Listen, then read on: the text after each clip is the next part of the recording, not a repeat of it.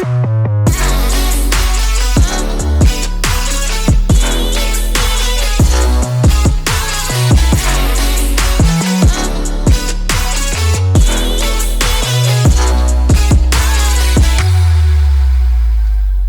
let's get started.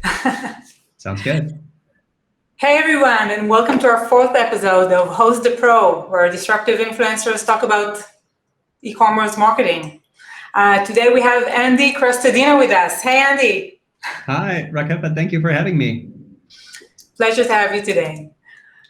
So Andy, one amazing fact I saw about you, that you actually started off with digital marketing on January 2000. That's right. Yep. So you waited for the last century to end, and then I put in my 2 weeks notice for my day job in December of '99, and I was doing quite well at the time. My girlfriend thought I was crazy to quit that job, but I wanted to build websites. I wanted to do digital. I wanted to combine art and science and creative and technical. So I've been doing website planning, e-commerce, search optimization, and analytics for 20 years. And I've done content marketing for the last 15 years. Okay, and you even wrote a book about it, Content Chemistry. I did write a book about it, that's right. Okay, I'm sure we're going to hear all about it. Okay, so e-commerce. Obviously, we're talking about e-commerce funnels. We're talking about a website which is built to convert. How does content fit in? There are two very powerful ways in which content supports e-commerce. The most important, of course, is to improve conversion rates and to give people sufficient information to take an action. E-commerce is in some ways very special, but in some ways just very typical of all digital marketing or all marketing across, online, offline. People do not take action until they have had their questions answered and their objections addressed, period. None of us click to buy or pick up the phone and call or sign up or, none of these things happen until the person has sufficient information. So content marketing, of course, is a critically important piece to give people enough information and confidence and trust and, to know if this is right for them or wrong for them. So content marketing supports conversions. So with every unanswered question on every website hurts conversions. Yeah. So that's why e-commerce platform templates all have the basic information, shipping and price and pictures and all these things, we're all expecting. Reviews often, sometimes. But that's generic. That's not everyone's cart, everyone's catalog, everyone's products are different. And so every audience is different. Therefore, we need content to get the visitor enough confidence to click, to add to cart. So that's addressing objections and answering questions. So that's about the mousetrap. The second way in which content supports e-commerce is in the cheese. It's in attracting visitors. It's in search optimization. So if you have a product that people are not yet sure what the best option is, they're not yet aware of your brand, they're not yet on your website, just publishing answers, just putting out the information that shows X versus Y, or what the considerations are, or how to make a good choice. All day long, all of us, go look at your browsing history. We're on these sites all the time, right? We're just always looking for information. And the brand that wins the contest of generosity by getting all their best ideas and helpful advice out of their brain onto the internet in ways that make the content easy to find, in ways that make that content supportive of sales, wins. It is very important. It's very hard to make it to affect business outcomes online without content. Yep. So how do you choose the content you're focusing on? For example, I'm a fashion brand. I want to, help and bring value to my future customers in terms of content. How do I choose the type of content I'm publishing and actually, getting the word out there? Well, the first and most important type of content to publish is the stuff that people would ask you if you had a physical store and they came inside. So is this person going to buy? Like, what information do they need? What would stop them from buying? Why wouldn't they buy this? So the sales questions, content gets conversion-focused content, content that answers sales questions. If you don't answer those questions, that person's not likely to buy. So you have to really ask yourself, it's a test of empathy. What is in the mind of this visitor? Why wouldn't they take action here? Where are they on this website? or even not yet on this website, where are they on the internet, when this question pops into their mind? What is the zero moment of truth? So we have to answer those questions. I'll just, I've got little kids, so I'll think of an example. I was doing this the other day. It's like, I need to buy if you're buying a stroller, is it easy? How small does it fold up? Is it hard to put together? Can one person do it? Is it, how long will this last? Is this does it have a resale value? I don't need this forever. Just imagine the 15 questions that people would ask. And you can use the internet, by the way, to find what people are asking on any topic. Go to answerthepublic.com or SEMrush, or there's all kinds of content, tools, Spark, Toro. There's lots of audience intelligence tools that will help you find what the questions are. So that is the basically what I'm saying is the bottom of the funnel content, the sales related content, address objections, answer questions, improve clarity and trust on the PDP, on the product detail page, because that's the moment when the person is, has the strongest intent. Yeah, that's the moment of truth within the funnel. Moment of truth, exactly. Okay. And what would you say, around that funnels, what would be, the common mistakes you see brands are doing when putting out that content? It's supposed to, bring clarity to the user. Well, this is a UX consideration. I think there's a lot of templates out there and a lot of designers that are putting content behind tabs. I can't think of a reason to do that. Yeah. We all changed our behavior. We're all very comfortable scrolling. It's not true that people don't scroll. People scroll all the time. If people didn't scroll, what would Instagram be? We all scroll. So don't put your stuff, don't put them, What the designer sometimes says is, oh, I put this here in this tab so people can find it if they're interested. No. What you did is you hid it until they clicked. You don't hide it. So I think it's far better to make a tall scrolling page. Yep. That just flows through the psychology of that visitor, even if the add to cart button and the basic specs are at the top. So that's a common mistake, is just answering the questions, but obscuring them behind usability features like accordions and tabs, not a good idea. Yep. From your experience, what was the most, amazing impact you saw when content was changed on those pages? Well, the standard answer is still true, that shipping information is the number one most, every study shows this, right? Have you seen a million? Yeah. No, I'm nodding because Yeah. So if you have a promotion, don't put that just on the home. People put a pop-up on their home page, or they have a hello bar at the top, or people do all these things. Please put that on your top page, on your top products, because that's the moment when the person cares the most about that. Yeah. We all know from experience that you have to go back and look for it, or where was that, or did I get a promotion, or is it only if I sign up? Just put it right there. Put it on the page right next, put it near the add to cart. The add to cart button should be surrounded by the most important things, because that's where their eyes are going. That's where you can reinforce the most important and just logistics type of information. Yeah.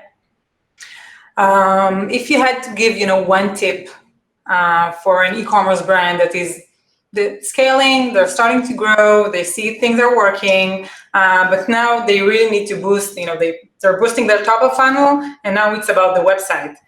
Mm-hmm. What would be, the best tip you can give them? Well, I would have to focus on visuals more than text, because visuals are always higher on the visual hierarchy. It may not be obvious. So I've been part of the planning process for like 1,000 websites, more, like so many over the years. We'll do 60 a year sometimes. There's a visual hierarchy on every page, whether it was intentional or not. There's a visual hierarchy at every scroll depth of every page. So look at your site with that in mind and ask yourself if the most important messages from the visitor's perspective are also the most prominent messages at that scroll depth. The visual hierarchy should align with messaging priority. That should be obvious. I don't think it's obvious. It's critically important. So let's focus on visuals, because those are always at the top of the visual hierarchy. The perfect visual for e-commerce is going to be one that shows the product in use, shows the benefit. It's the action shot, the in situ photography that makes it real. Yeah. So if you take a picture of a thing, and like the person sees it, they don't get the context. It's not in use. So it's not a hero shot unless it's in action. Otherwise, it's just a picture. Yeah. What other tools do you think would, make the difference? Because, everyone is kind of, let's say everyone are using the same templates, everyone are using the same kind of structure if they know better or less. What would, do this extra mile of impact on CRO, on websites? Mm-hmm. Well, there is a lot of e-commerce product detail page templates have a space for specifications or like bullets. We need to really talk to our audience before we know what should be included and in what order to include those. There are, so go to analytics, look at the top pages, filter for products. You'll find your top 10 products have 10 times the traffic as everything else, sure. Right? Maybe 100 times the traffic of everything else. So we're going to start by prioritizing those pages. We're going to work very hard on those pages. Look at that page. Does it have bullet lists at the top? If so, that's nice. Bullets are good. They're scannable. But do the bullets, are they in the right order, and do they include everything necessary for that visitor to believe you, right? To want this. So go talk to some people and ask them what they cared about. For example, people who know me, it's silly. I've worn red socks every day since I was 21 years old. I just chose one day to wear red socks. You will need to show that to us at the end of this. I'll show you. Ready? These are red socks. Those are red socks. I'm also an environmentalist, okay? So I'm going to buy sustainable red socks. I'm an e-commerce buyer, right? This is like a fashion decision. I'm in a micro niche, right? So how am I going to find, what do I care about? Socks. Okay, those are red socks. They look like normal socks. But I don't just want to buy any red socks. Some things are like totally just, depleting the water from the places the cotton is grown, whatever. It's actually in Tel Aviv. This company makes socks out of bamboo. Yeah. They're super soft. Yeah. I am that visitor. I am that buyer. I may not be the typical buyer, but when sustainability is one of those bullets and I can see it there, I click, I buy, I want that. I'm buying 20 pairs of socks at a time. So like once a year, I buy tons of socks.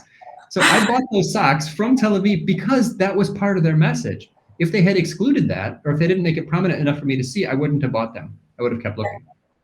So that's a question of visual hierarchy, in this case, the order of bullets, aligning with messaging priority. Sustainability is part of their value proposition, therefore make that prominent. These are sustainably made from bamboo. I don't know how they do it. Somehow you guys are making socks out of bamboo and they're awesome. Highly recommended. Yeah, I'll check that out. It's near me, so I'll just... Yeah, someone behind you is making fantastic socks. I'm grateful to them, and I'm an advocate now. Why did that happen? It's because they aligned, their content with my top concerns. Yeah. Add to cart, purchase, checkout, repeat. I'm going to buy them from there every time. Amazing. So what you're actually saying to me, if I understood right, be a salesperson.